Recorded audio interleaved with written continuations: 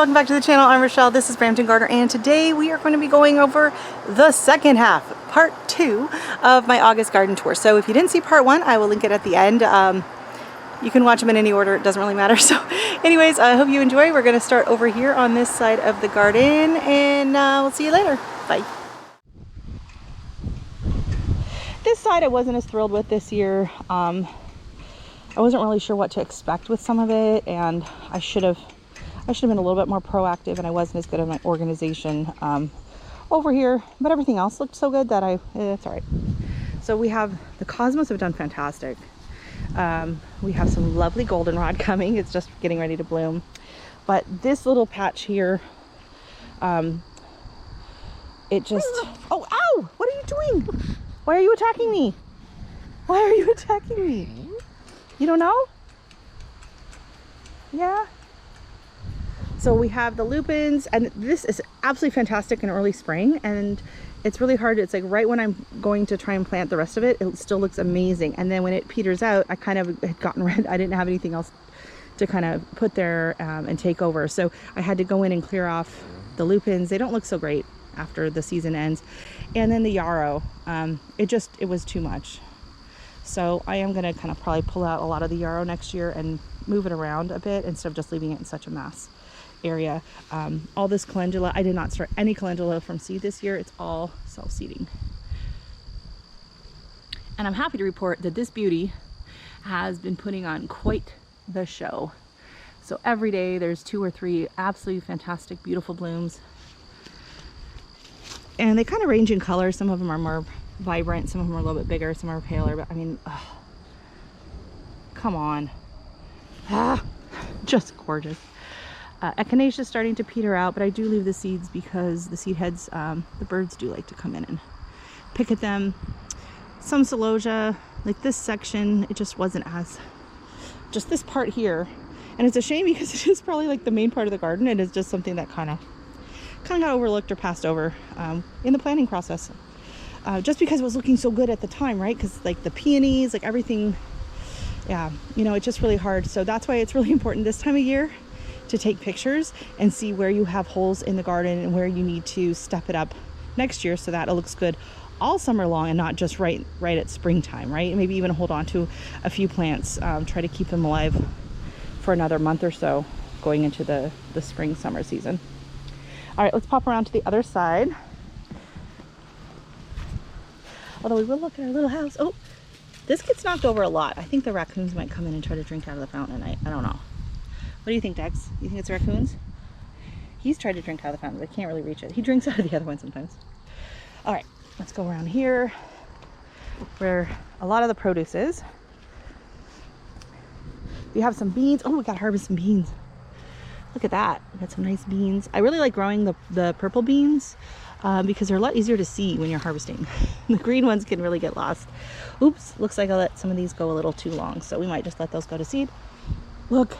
I wish you could capture the color because it's got orange on the tips and pink in the middle, and it looks pretty good on the screen, but nothing like it does in real life. Like, it's just so vibrant, like just gorgeous.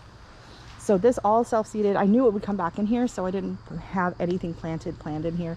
We have some cannas. I really do like this peachy color.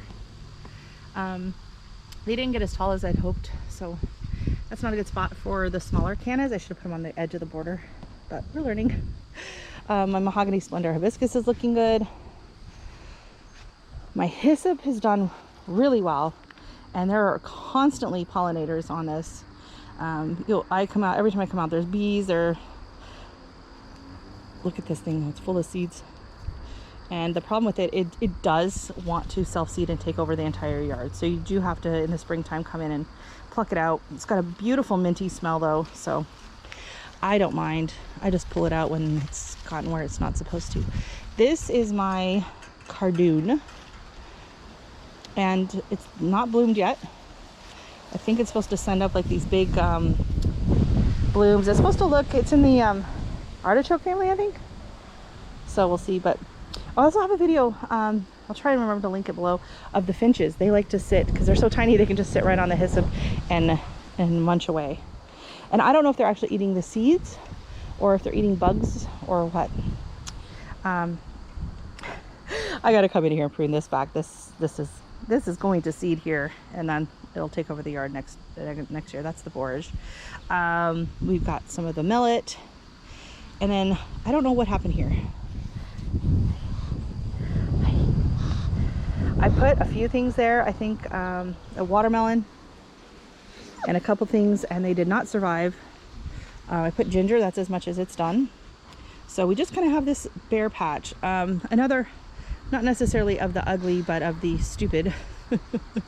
Okay, Dex off. One of the mistakes that I made when I was planting is I came in here and I planted a bunch of zinnias. Like, I think, I don't know, probably 30 zinnia plants. And I'm like, I'm just gonna have this massive zinnia patch. And they bloomed really good, but I did not anticipate the hyssop growing as much as it did. Because last year the hyssop was not that high.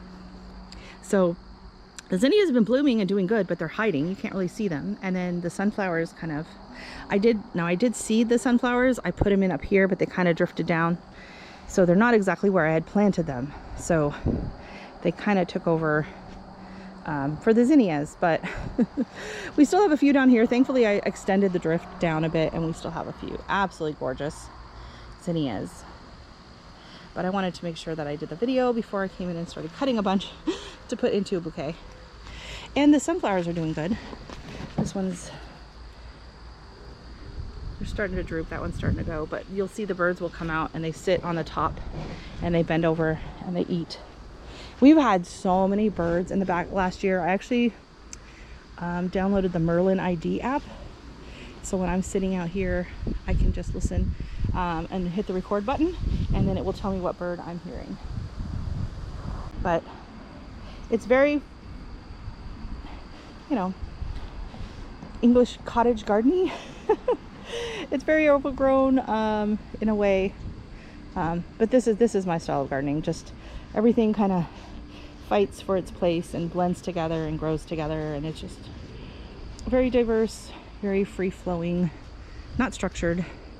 And I'm just really happy with it this year. It's just been beautiful. Nice to sit out once you get some shade, and all the cannas everywhere. You know, kind of has some tropical vibes in a Canadian garden. This planter is just massive. Like, it's just, I've had to prune back the sweet potato vine a couple of times now. It's just kind of tried to take over the whole walkway. The coleus, again, all of this is from seed, and a lot of it was seed I'd saved myself. So you don't have to spend a ton of money, just a ton of effort and time and supplies and all that. But I didn't spend a ton of money on the actual plants, right? So the one of the things that I did actually buy though were the impatiens. I bought a whole flat of impatiens at the store in the spring because I couldn't get any of mine to germinate, and I'm so glad that I did because they really added to the yard. And now we are over at the neighbor's yard, and I'm not going to go into each and every variety of the peppers in this video. I'll do a separate one when we kind of come in and do some harvesting. These are the 5-color, Chinese 5-color peppers though, and they are absolutely gorgeous. So prolific. I think there's 2 or 3 plants here. I'm not sure exactly. And then we have a lot of mystery pepper plants. I don't know how that happens. I think back here is my datil though. I think I'm waiting for it to go orange and starting to, yeah. Big, huge basil plant. Look at the shape on these. That's cute. I don't even know. Okay. Well, we might have to check and see if we can find a tag on that.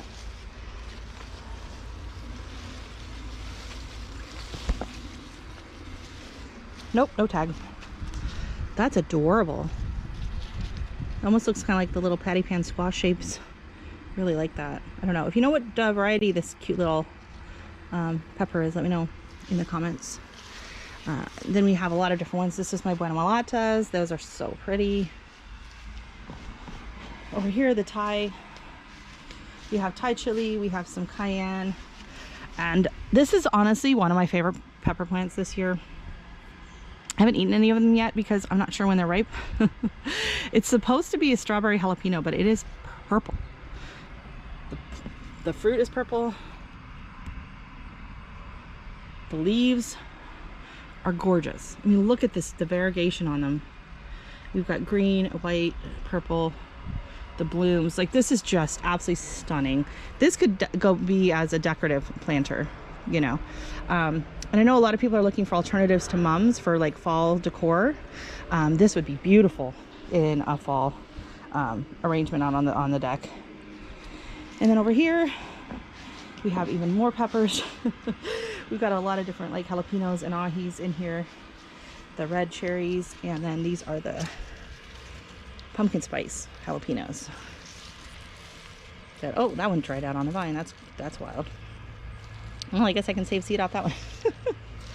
And then coming around here, our zucchini has seen better days. We have one growing on here, but something's been nibbling it. But we've gotten a lot of zucchini off of this, so I'm probably going to come in and clean these up.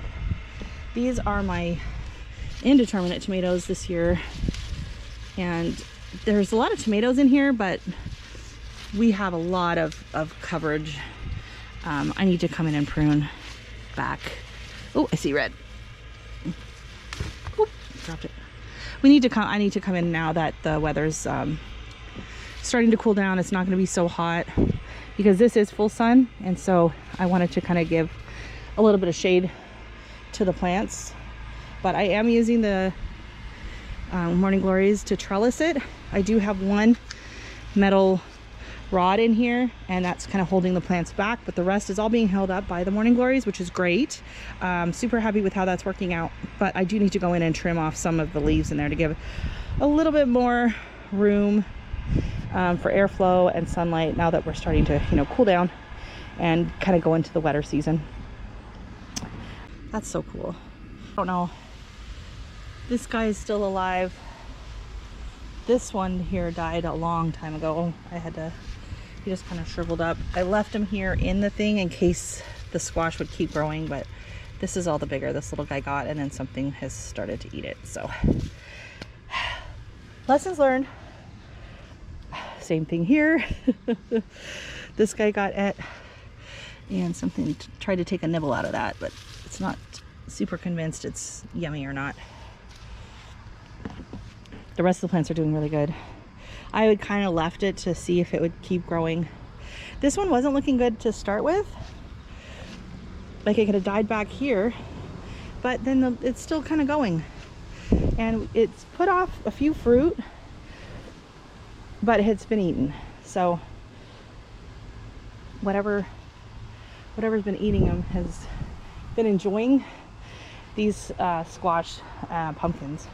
I think it's raccoons, to be honest. So I will post and add some pictures of what it looked like. So next year I will be trying it again, but each pot I'm only going to put the squash on the upper side so that if and when it starts to look not so great, it's not as visible from the yard instead of having it on the front.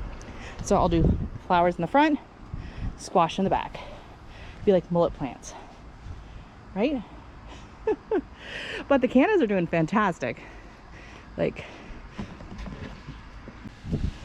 so you live, you learn.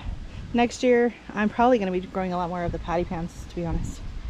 They're not as prolific, but they are definitely more resistant. So what do you think, Dexter? Yeah. So we came out in the morning where the garden's still mostly in the shade, just because it makes it easier than in the blinding sunlight. But sometimes it's hard to capture on film when you're kind of going in and out of the sun. So Dexter and I would like to say thank you so much for coming and joining us in the garden today. We're going to sit in our favorite spot. You come up? You coming up? Yeah, it's exhausting keeping track of the garden, isn't it?